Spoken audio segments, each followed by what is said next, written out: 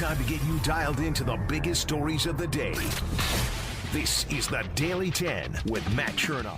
All right, everybody, here we go. It's time for the Monday edition of the Daily 10. It's your friend Matt back again, and we are ready to take you on our 10-minute sports journey together today. Here's what's coming up on our First Watch menu, brought to you by First Watch.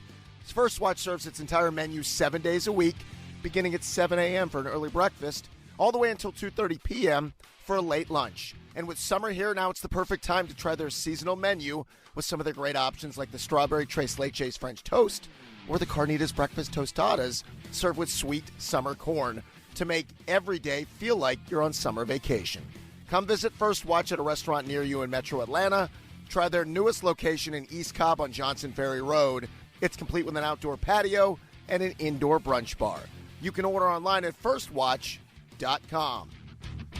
Well, the Braves offense dominated this weekend, which led to them bringing the brooms out. We'll talk all about it. Plus, the Falcons will feature the double unicorn offense this season, and the Hawks are open for all kinds of business, with one giant exception. All of it coming up in a moment. First, let me remind you, we're brought to you by one of Atlanta's iconic brands. I'm talking about Old Fourth Distillery. When I think Atlanta, I think Old Fourth. You can follow Old Fourth on their Instagram channel just to see all the updates of what's going on. But here's the deal. At Old Fourth, they are doling it out in a big way in 2023. They're back and better than ever and under new ownership. It's one of Atlanta's iconic brands, and they have Atlanta in mind in everything they do. We're talking Atlanta-made vodka, Atlanta-made gin, and yes, Atlanta-aged bourbon. Old Fourth Distillery, back to their roots, using original recipes that Old Fourth was originally founded on. New owners, same brand, better products. Find Old Fourth brands available at most Atlanta retail locations or online at o4d.com. Old Fourth is Atlanta's first distillery since Prohibition. Fine Southern Spirits established in 2014. To say the Braves established their offense would be an understatement. It felt like Coors Field South this weekend at Truist Park. The Braves swept the Rockies in a 4-game series, outscoring Colorado 40-12. The Braves hit 12 home runs in the 4-game series, culminating with a 14-6 win on Sunday to pull off the 4-gamer. The Braves have now won 6 in a row. Winners of 13 of their last 15. They are now a season-high 20 games over 500, and the offense is cranking out the runs. They've scored 56 runs in their last 5 games. Let's cover the pitching part of things, and we'll get to the offense. Charlie Morton struggled his way through most of his start, but he managed to go 5 innings. For the win, he gave up 5 hits and 5 earned. He walked 3, struck out 8. The Braves dug themselves an early 5-0 hole. Charlie gave up 2 runs in the first, 3 runs in the second, but it didn't seem to faze the Braves at all.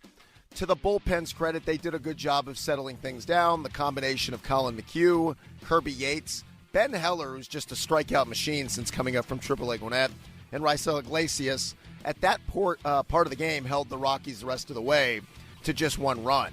So I told you the Braves had to dig out of a 5-0 hole. Didn't seem to bother them. Eddie Rosario got the Braves offense going with a 3-run homer in the second inning to close the game to 5-3.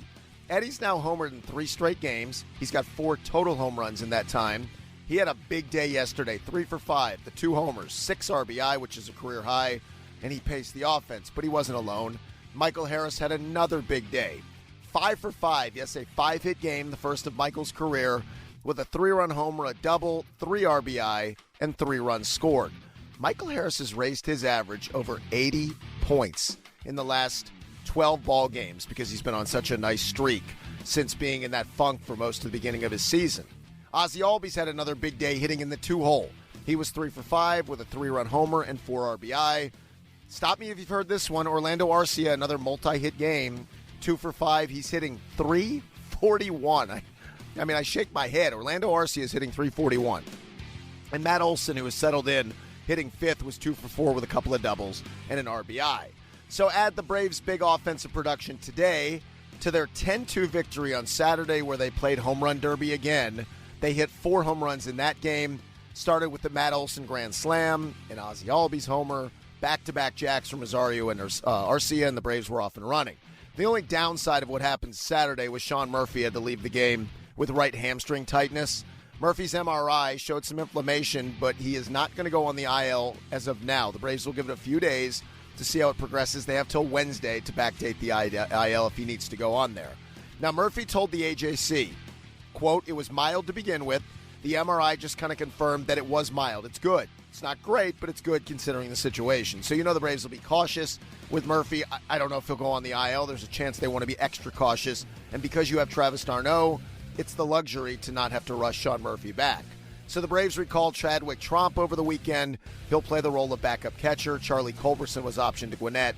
Now, if Murphy does go on the IL, Braves are going to have to make some kind of different move because they don't have any backup infielders right now. Culberson could have handled any of the infield positions if there was an injury. So we'll see how Alex and Snit want to handle that. Braves were winners on Friday night, 8-3. In that game, Ronald Acuna became the first player in Major League Baseball history to have 15 or more home runs and 30 or more stolen bases within his team's first 70 games. So it tells you the special run that Acuna's on. Add that to Thursday night's 8-1 win, and it all added up to a dominating sweep for the Braves, who I said are 20 games over 500. They lead the East over the Fish by 5 games.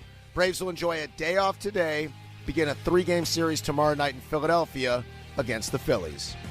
We will talk about the 2 unicorn offense for the Falcons coming up in a moment. But first, now that summer's here and the temps are rising, you want to cool down. You want to pair summer with a great glass of wine.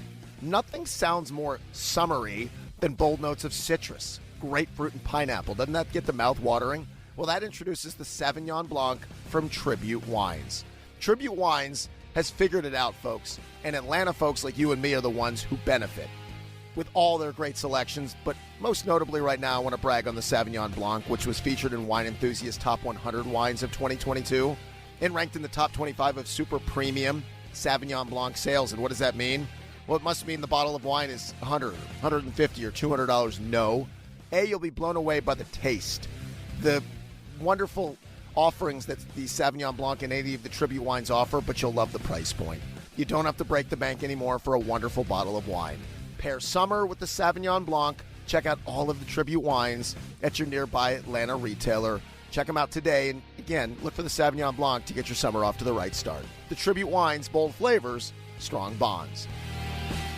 I saw a really interesting breakdown of what the Falcon offense can look like from Tyler DeCina, who's the co-creator of the We Ball Network.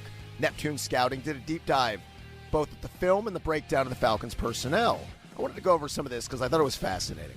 I've said over and over that I think the Falcon offense is zigging while everybody else is zagging, which is going to make them very difficult to defend. So Tyler writes, starting off with Bijan Robinson, he was already considered a potentially generational running back talent, but now he's playing under a coaching staff that has a track record with backs with unique skill sets, namely Cordero Patterson. Patterson was one of the most unique players in all of football, and his usage, particularly in 2021, was unique in its own right. He writes, among qualified backs, Patterson had the lowest percentage of targets out of the backfield, but the highest split out wide. Makes sense, right? A counterpoint to that might be Patterson entered the league as a receiver, so it makes sense, but the connections between Patterson and Robinson are eerily similar. Namely that Bijan was dominant as a receiver in college, and it's not just the tape that backs this up. Robinson's own coach in college, Steve Sarkisian, said that Bijan had the best hands on the Texas team, and he could be an NFL slot receiver. Tyler continues, now all that should be relatively linear, and the Falcons have a unicorn in Bijan Robinson, and he should be used as such. But here's the kicker. The Falcons have 2 unicorns. The other still goes by the name of Kyle Pitts. And regardless of what you think of Desmond Ridder, he showed promise last season and should hopefully throw more passes on target to Pitts than Marcus Mariota did last season. This number came from Pro Football Focus. Tight ends that were thrown the lowest rate of catchable passes in 2022 with a minimum of 25 targets, there were only 46 of them, okay? 46 tight ends that were thrown catchable passes. Pitts, 58.9% of the time was thrown uncatchable passes. Nearly 60% of the time, they missed targets from Marcus Mariota. That brings up Tyler's last point here. He brings up the versatility and the ability to dictate personnel. Atlanta's made it clear that they want to pound the rock, and they have the personnel to do so, which makes them so unique. That their best run personnel is also their best pass personnel. And with multiple personnel sets, Arthur Smith has the freedom to both run and pass out of similar looks. That allows him to ensure that any decision made by the defense is a wrong one.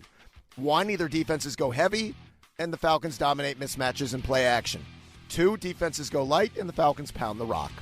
He finishes up by writing Arthur Smith is regarded as a run-first coach, and that's definitely the case. But if you look at it this way, he's built an offense that are just as dangerous in the pass game, largely with the same personnel. His ideal unit is starting to take form, and it's certainly unique. I agree with that 100%. I think the Falcons are going to just play the numbers game. In this 2023 version of the NFL, if you can have the same group of players on the field but play different personnel, that allows you to kind of mix and match as you go. In some cases, you can play 22 personnel.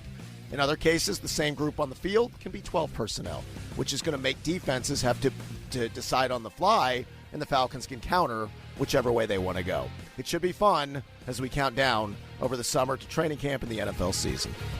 Before we talk about the Hawks being open for business with one giant exception, I'll remind you we are brought to you by Atlanta Sports Trips. It's now the time that you're planning for the rest of your summer with either vacation or looking ahead to the fall and even the winter to get trips on the books. At Atlanta Sports Trips, you can go on the website at atlsportstrips.com. Scroll down to the bottom of the homepage, and you will see a full menu of wonderful options, including our trip to see Atlanta's hometown baseball team in Chicago at Wrigley Field August 4th, 5th, and 6th, with a chance at a memorable 3 days in the Windy City. We're staying at the Hyatt Regency, downtown Chicago, blocks away from Wrigley Field. We have taken care of game tickets on Saturday afternoon. It's a 1:20 local time start at Wrigley.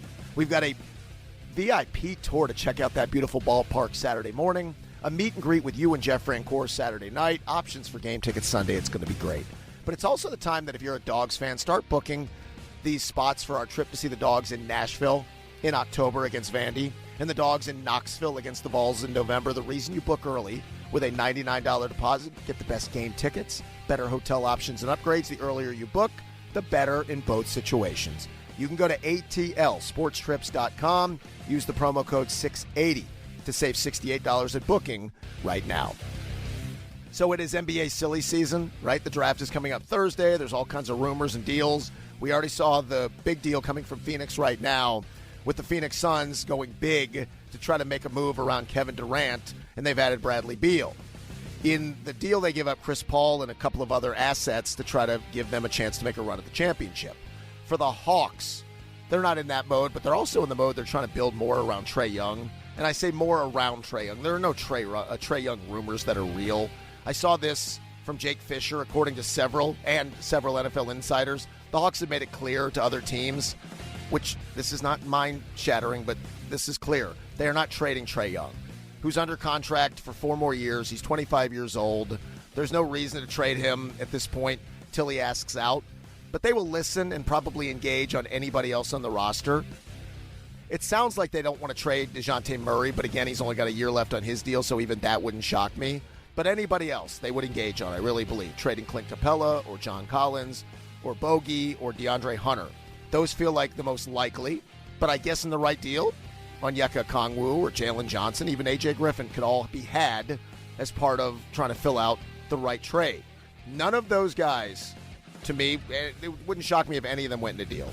Now, my hope is that a John Collins or Clint Capella deal wouldn't be used as a salary dump, just to trade them to teams with cap space to keep the Hawks under the luxury tax, because that doesn't accomplish anything except keeping more money in the owner's pocket and willingly making the team worse now, which is what they did a year ago with Kevin Huerter.